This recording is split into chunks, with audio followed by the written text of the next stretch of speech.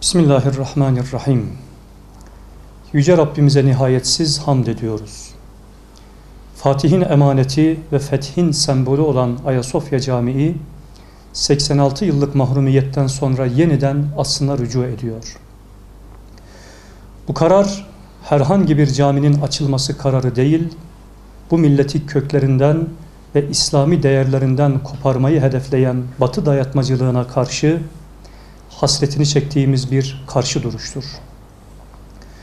Bu karar, Türkiye'nin prangalarını parçalamaya başladığını gösteren bir tam bağımsızlık iradesidir. Bu kararın uygulamaya geçirilmesiyle ilgili Lozan'ın yıl dönümü olan 24 Temmuz tarihinin belirlenmiş olmasını çok anlamlı buluyoruz. Sayın Cumhurbaşkanı'nın bu kararla ilgili milletin yüreğine tercüman olarak yaptığı açıklamalar, dünyaya verilen mesaj ve tarihe düşülen bir not olarak en az Ayasofya'nın aslına döndürülmesi kadar önem taşımaktadır. 3 kıtada tevhid ve adalet sancağını dalgalandırdığımız günlerde olduğu gibi, millet olarak değerlerimize sahip çıktığımızda ve devlet ile milletin baktığı ufuk birleştiğinde, tarihin öznesi yeniden biz olacağız. Bu ortak ufku yakalayışı bugün 4. yıl dönümünü yaşadığımız 15 Temmuz hain darbe girişiminde ortaya koyduk. Bu milletin özgürlük iradesine, bu devletin bağımsızlık yürüyüşüne, bu ümmetin umuduna yöneltilen namlular Allah'ın izniyle bu cesur milletin iman dolu sinesine çarparak durdu.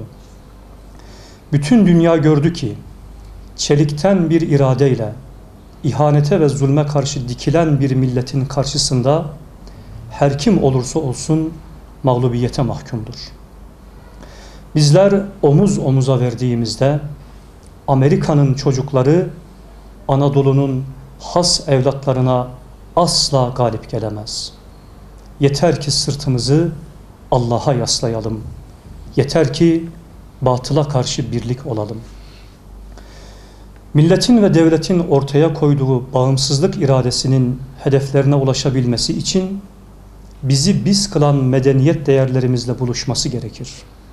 Bunun öncelikli adımı olarak bu değerlerin yozlaşmasına ve toplumun çürümesine sebep olan LGBT gibi sapkınlıklara meşruiyet alanı açan, onlara Peygamber Efendimiz Aleyhisselam'a hakaret içeren bir karikatürü paylaşacak kadar cesaret veren İstanbul Sözleşmesi ve buna dayalı aileyi yıkıcı düzenlemelerin bir an önce ortadan kaldırılması gerekmektedir. Unutmayalım ki bunlar geçmiş toplumların helak sebepleridir. Ve yine unutmayalım ki inancını, ahlakını, ailesini yitirmiş bir toplumun ayakta kalabilmesi imkansızdır. Millet ve devlet olarak silkinmek, İslam'ın hayat veren soluğuyla dirilmek zorundayız. Fethin sembolüne vurulmuş prangaların utancından kurtarılan İstanbul, adını taşıyan sözleşmenin utancından da bir an önce kurtarılmalıdır. Rabbimiz hak yolunda can veren Anadolu'nun yiğit evlatlarına rahmet, milletimize hak yolunda istikamet lütfetsin.